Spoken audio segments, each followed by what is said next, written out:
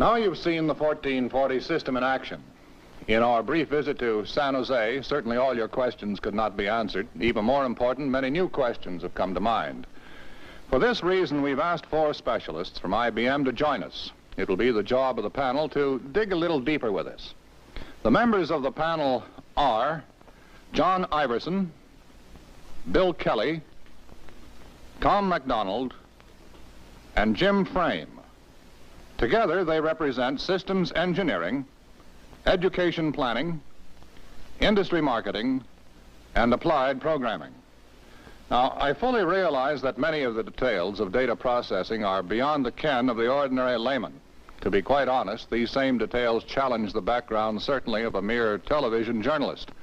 So I have asked for a little help. It is my pleasure, therefore, to present to you Dr. Gerhard Bree, Professor of Economics at the Graduate School of Business Administration in New York University. Hello, Chet and gentlemen. It's a pleasure to be with you.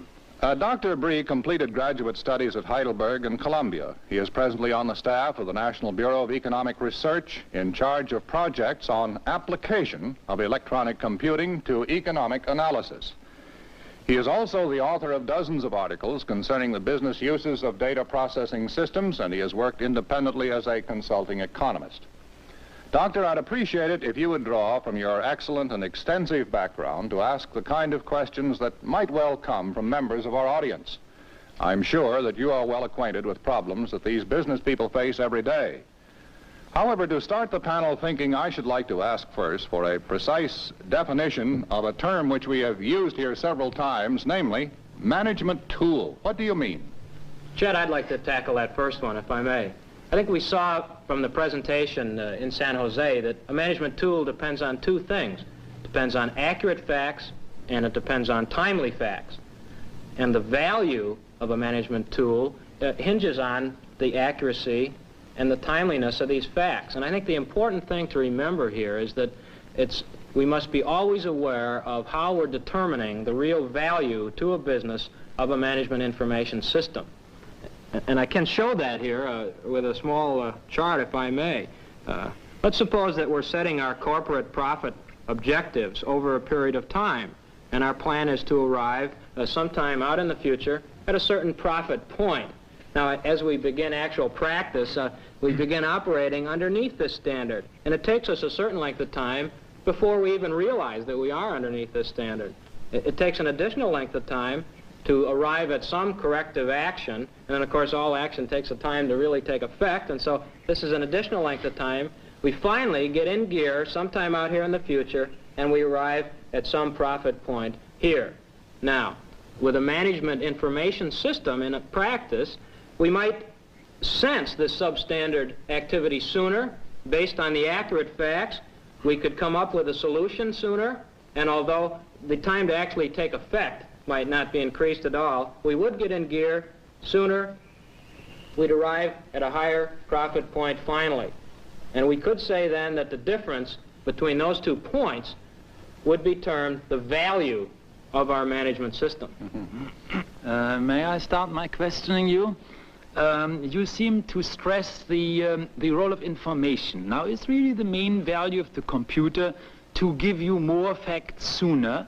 If I may make a distinction between facts and analysis, can you not get beyond the assembly and the organization of facts? For instance, what can the computer do in the field of sales analysis?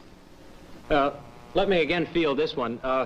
In the field of sales analysis, we could, for instance, store within the disk pack both sales this year and sales last year, and by item let the computer compare one against the other, and possibly type out on the typewriter those items that are drastically, let's say, below last year's sales. Now this is, again, a relatively simple application. Can you, for instance, do things like carrying through seasonal adjustments or even simple forecasting operation? Is that possible? And my question is whether these somewhat more complex techniques can be operated on this computer in view of the small processing memory. Dr. Bree, the main memory, as you've indicated, is 4,000 characters. You can get an extension up to 8,000 characters, and this is relatively small memory. However, as was shown in the earlier section, with the removable disk packs, you essentially have limitless storage, and you're only really limited by the application or your knowledge of the application that you want to put on. Do you mean to say you can also store partly the programs in this disk pack? Oh yes, that's what I say. You have really infinite logic that can go on these disk packs. If you had a 100,000 step program, you could store it on a succession of disk packs. A question occurs to me, gentlemen.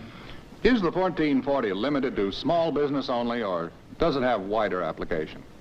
Chad, I'd like to answer that. The 1440 can be used by either small or large business. We would like to have you go away today with the feeling that the 1440 was announced specifically for the smaller company to take advantage of a computer, which up till now they haven't been able to do so. Yeah. In general, for the simple or the more complex applications, to what extent does IBM help the individual company in terms of prepared programs and similar things? Well, for years, if I may, gentlemen, I'd like to answer that. For years, IBM has had specialists in various industries. And I think this is what you're referring to, Doctor, such as insurance, manufacturing, retail, transportation, etc. Well, that's one application. Another problem is also methods, generalized methods. And generalized methods in any one of these particular industries. Yeah. Well, a few years ago, we feel that we took two major steps forward as far as servicing the user of the computer. Well, Dr. Bree, the education program that has been planned for the 1440 is made up of 8 courses. Each of these courses is designed for a particular person within the customer organization to give him the amount of information he needs when he needs it. These courses range in duration from 1 day for the seminar for the executives through the 3-day course to learn the report program generator up to the 2-week course in basic programming to understand the nature of the job of the programmer. Now then, just what are the steps involved in acquiring the system and having one that operates and gets results? I'd like to feel that one again, Chad, if I may. I think we're talking here of the whole area of how do I go about actually installing a system and what happens. And here we can discuss the responsibilities of the IBM salesman and the IBM systems engineer as he in his relations to the customer. I'm not sure whether this is the point to ask it, but occasionally a phrase crops up here, and I'd like to get a definition of it if I can. What do you fellows mean by a report program generator? I have another question. If somebody goes into data processing here with a relatively small electronic computer, what is the possibility, for instance, to increase its size? First of all, its physical size if the company grows. What are the potentials there? Let me take that one again, if I may. I have come equipped with some scale models that I think could be used to illustrate this. Let's take a look at what the 1440 would look like. We can start with a central processing unit, a console, and a card reader punch. And this, Doctor, we would term the minimum 1440 configuration. Now to this, we can add the printer that we saw from San Jose. We can add one file, we can add an additional file, and we can add even up to 5 of the disk file drives. In addition to this, we can add a second reader punch. So there you see what we'd call the maximum 1440. And additional growth then beyond this, of course, is in the 1400 family, that is growth to the 1401 and even the 1410. Gentlemen, what do you think the installation of the 1440 will do to the way management operates now? In which you ask questions from the computer, of the computer. How about the use of simplified programming languages, which we now use at other computer systems? I'm thinking of things like the autocoder or similar. This is very interesting, and I want to talk to you about it some more when this program is concluded. Dr. Bree, thank you very much for all your assistance and good help. Well, it was a pleasure, sir. And it was interesting, wasn't it? Indeed it was. We have another distinguished guest with us today. It is now my privilege to introduce Mr. Warren Hume, President of the Data Processing Division of IBM. Welcome, sir. Thank you, Chad. And thanks to all of you for joining us. You have just had your first view of our new 1440 data processing system. You've seen a few of the tasks the 1440 can do, and you've heard about the programming and personnel support we have for the system. First, I'd like to spend just a few moments explaining what I believe is the true significance of today's event. The colorful history of business and industry has often been marked by occasions when technological achievements bounded ahead of the economic capabilities of production. I'm sure many of you have questions about the 1440 system, particularly its adaptability to your business.